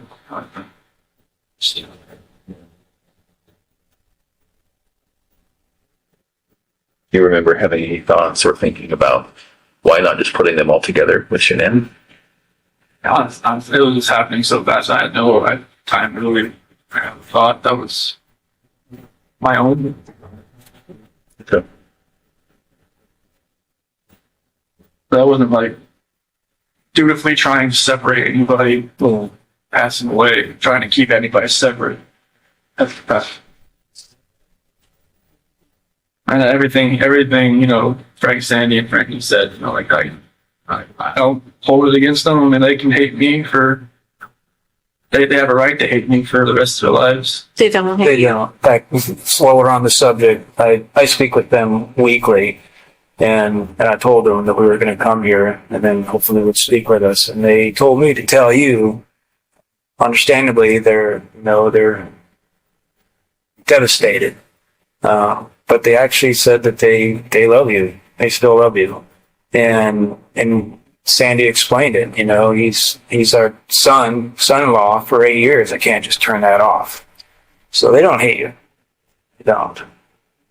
That's amazing to hear that. Yeah. Well, and I can tell you, Sandy was the one that was most resistant to penalties in this case. And she said that, she told me that from the very beginning, that she didn't want that. It's God's decision. It's not her decision. And then she told me that even then. So it's not just a one-time thing that she has said it to me. It's been over the whole course of the event. So, that's probably one of the most honest things someone's ever told me, you know, so it's pretty amazing. You know, Faith is, she's obviously a believer, so am I. I get it, so I understand it. That's amazing to hear that. Yeah. Good people. I would have figured they would have hated me for. They don't. I mean, yeah, anybody would think that. I certainly would have, but I have to admit, I was surprised, really taken back by that, but they certainly don't. So. What did they say when they knew you were coming out here? They said they want to know details because they need closure, and that's really all they want, and they want to keep it private. And I said, well, absolutely. I'll talk to them about what you told us, and just so they can put it past them, because they're having a hard time dealing with it and trying to get past it all. And I think that may help just to know. Closures, you know. I mean, my parents still think, you know, like I told them I was like guilty for a reason, Right. Right. and like I told it to them when they had that video phone thing in Colorado the day before. Like I pled guilty, but I plead guilty for a reason. Like I didn't just, you know, I knew other people were watching. I didn't just go in and just say anything. But, Mm-hmm. like they seemed to take it. Like, okay. What And made you do that, Chris? What made you plead guilty? I didn't want anybody else to. I didn't want them to go through this for 2 or 4 years. I didn't want my attorneys to lie for me for 3 or 4 years. Like they would have done anything I told them to do. Sure. That's what they're. I don't see how they can do that. Like, you know, that's what attorneys do. You know, like they take their defendant and they say, like, what happened? Okay, we'll go with that story. Like I told them everything I just told you guys, and it's just like they got together. They're like, well, if you know, if they ever offered a plea deal, would you ever want it? Like just plead guilty to. I'm like, yeah. I mean, if we can end this, end it. Like I was like in September, I told them that. Really? Yeah, they like, but you know, it was way too early, and prosecution was still doing their investigation, still grabbing evidence and all kinds of stuff, and that wasn't even really on the table. So I think it was in like around Halloween. Mm-hmm. I think that's when the prosecution went to Frank and Sandy and Frankie's house, and it's talking like, if we can end this, would you be open to that? And that's when, like, you know, like the whole death penalty and everything, all that Right. conversation happened. And I guess they were surprised that it would just be over. Yeah. And We were all in shock. I'm not gonna lie. yeah, that was like, It's like we were going 100 miles an hour and then we just hit a brick wall. Like that's what it felt like to all of us. So, I mean, obviously you had more time to yeah, I mean, contemplate it than yeah, us. I told John and Kate and Sophia and everybody, Amy, hey, if we can just stop this, and like, I know it's, you know, everybody's telling me to fight this, you know, there's no like, there's like, everybody's saying there's like not enough evidence to such this and that. And I'm just like, no, I'm just like, this needs to end. Like, I don't want people to have to, because for Frank and everybody to have to fly back to Colorado every single time and get reminded of this. Like, I'm not sure it's never going to go away, but to actually have to come and talk about it, have other people talk about it, have, you know, all 3 of you get on the witness stand and say, you know, what they saw and what they've seen, you know, what they heard on tapes and everything like that. It's just like, I don't want people to relive that over and over and over again for years. Like, if I could just end this for everybody, and then like, if there's any closure at all, it could start then instead of like 2022. Right. And everything just like, so I know it'd only get worse for everybody. So did it have anything to do with you not having the death penalty? No, like, I mean, honestly, like, when I was sitting in that cell, I felt like I should have died. I mean, I was listening to everybody telling me, like, hey, if you do this and this, you can hang yourself in that cell. You could do this and that. They were like telling you stuff. Yeah, you could drown yourself in the toilet if you wanted to fill your toilet bowl up or something like that. It was they've been there a bunch of times. And, like, at one point, I was listening to them. Mhm. And I was like, I just felt like maybe there's a different purpose for me somewhere. Maybe it's here. I don't know. Like, I prayed to God every day that He would move me away from Colorado, like move me away from like the DOC there, because I just knew, like, 'cause they were saying there was a hit on me. They said if I was going to a DOC in Colorado, like, I'd last a week and I'd be dead because of like the gangs and all that kind of stuff. So like, I just felt like God moved me here for a reason. Hopefully I can help people that way. But like, I didn't want my family, I didn't want Shenan's family, all our friends, like, having to go through that, because after a while I knew it was like, this stuff was everywhere. And I knew like all her Thrive friends, everybody, that was just like, it would just broke, just put that hole in their heart just a little bit bigger every time. I didn't want that. So I knew it would have gotten worse. I didn't want it to get any worse than it already was. Did you ever think about, well, it could be very believable what I told him. It could be very believable that Shanann did, end the girls. So maybe if I tried to convince people that, maybe if I fought with my attorneys on that, maybe I could lessen it somehow. Did you ever think about that? Honestly, I never even thought about the story until you guys mentioned it. Yeah. Oh, okay. No wonder. I never even thought about it until you guys mentioned it. So what did you think about it once it got mentioned? Like, I just went with it.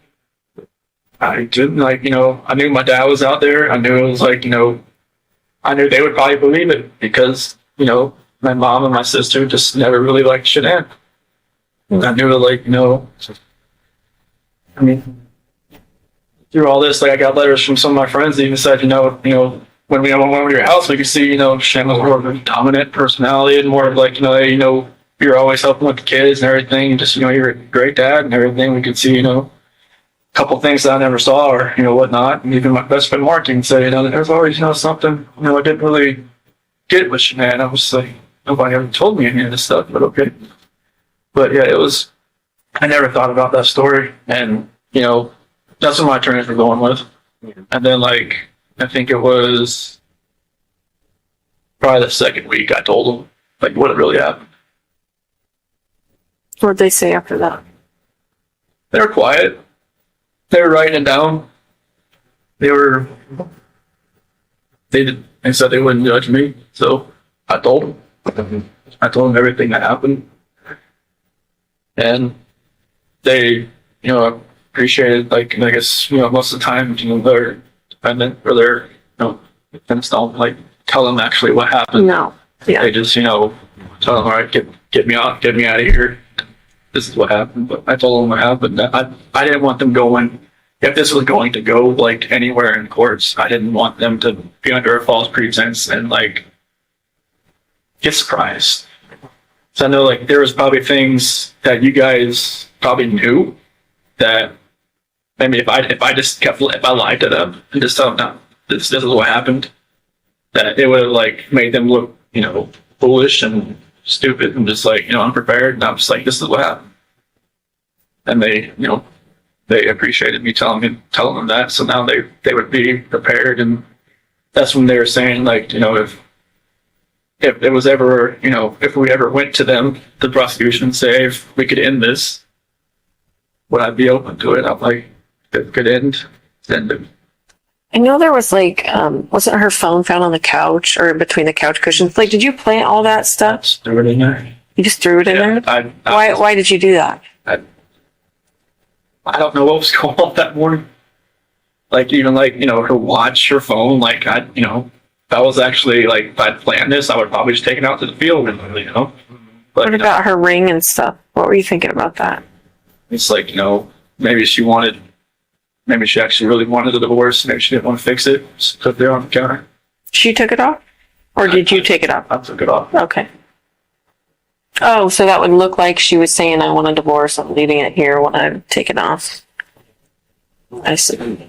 So the phone and her watch and the couch, was that that morning before you left to go to surgery? Okay. That's, I think, Nicole's son found it or something. Yeah. What other things did you do that maybe we even missed? So the phone and watch. Yeah. I think I threw the therapy book she wanted me to read in the trash. That was that morning? I think so. Were you trying to make it look like she threw it in the trash? I don't know. I just, Oh. I just didn't think nothing was ever going to work again. So I didn't know what was going on. Did you go down to the basement? I thought the basement door open. Yeah, the door is open, but yeah. So there was a lot of movement, you know, I think it was around 426 or something. From the garage door opening, the basement door opening, and then of course the living room sensors and all. Do you remember what you were doing all during that time? Other than You had a lot of steps. I'll just say that. So like the basement, I'm not sure. I mean, the only thing I really have down there is my workout. The bench press. Do you remember going down there for anything or opening that door for anything? Did you think about, well, maybe I'll take her out that way, or is it a walkout basement? No. It wasn't at your house. Okay. That's like a garden level basement. Okay. But no, I don't know the place. Plus, I don't think it worked out that morning. Like, were you packing your lunch in the kitchen? Like, did you have to do all that normal stuff? Okay. I packed lunch and everything. Did all that, but I don't remember about the basement. Unless I just worked out that morning, I just don't remember. I don't think it did. So one of the more, Plus, there was a trash bag down there at that time. Yeah, you got trash bags from there. Maybe there wasn't any in the garage, and I went down there and got one. Do you normally carry a roll of trash bags in your truck? No, So there was a roll in the I truck. was, yeah. I mean, maybe I just grabbed it and brought it with me. That would have been kept in the basement, maybe, or in the garage. I'm sorry, what were you saying, Graham? one of the more kind of poignant or tender moments in all of this was seeing you with your dad when he came in. What was it like when you picked him up at the airport? It was very strange. It was kind of like I almost knew this was probably the last time I'd ever see him on the outside. In my head, I knew that. Yeah. What'd you guys talk about? Honestly, like, he just wanted to talk about sports. He just like, you know, he's always the kind of, like, you know, distance himself from like a problem type thing. Like, you know, when, like, if there was ever an issue or anything like that, he always want to talk about, like, just bring up, like, when I would try to get him to quit smoking, like, all the time. Like, that's after, like, I graduated high school and whatnot. He would, Are you talking about cigarettes? yeah.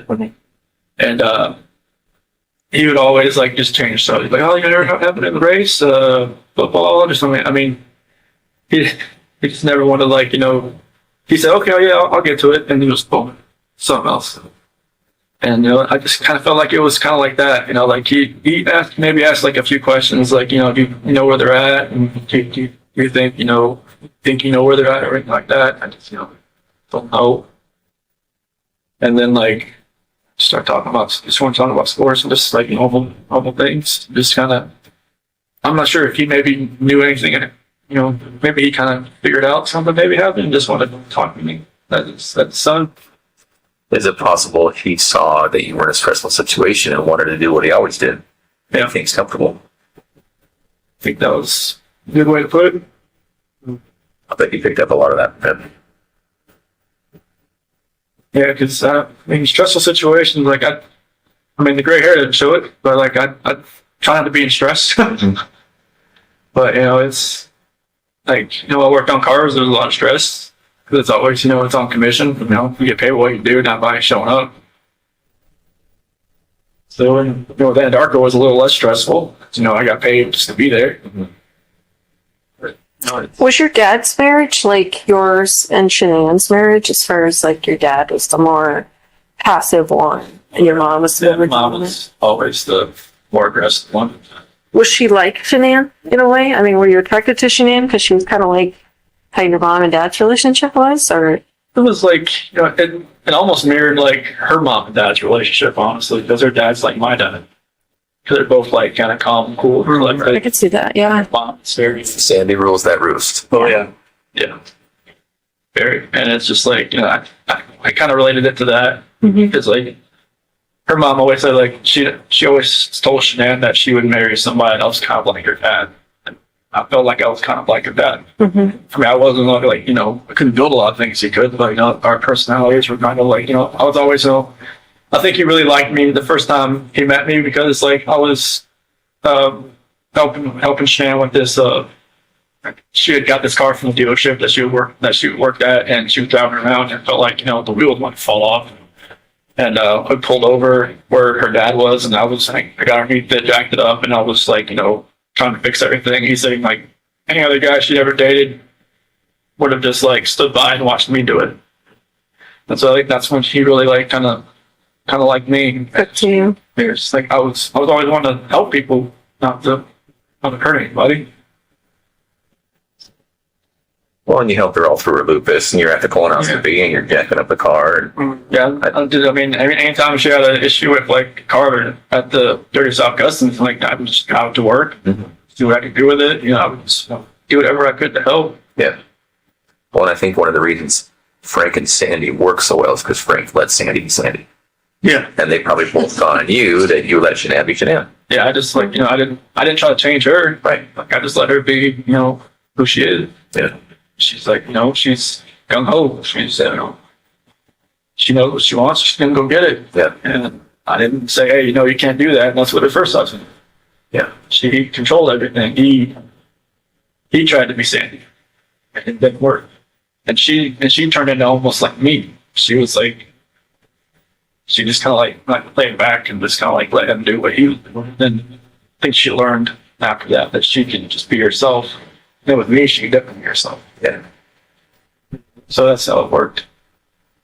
So do you think your dad had any inkling? Because I'm trying to remember the timing. He showed up when you were still walking around. You weren't in any trouble yet. Ronnie came in. Yeah, I had met with you the night before for like 3 or 4 hours. And then I was at Nick and Amanda's house. Okay. We went there, and that's when I went to go pick him up. Okay. And you picked him up. It was early that morning, right? He was like 10:30, I think, when his flight came in. Okay. And then so from there, you guys probably drove home and then to the police station. Yep. And the talks there were no type of confession from you. Okay. No, it was like, he was just gonna wait.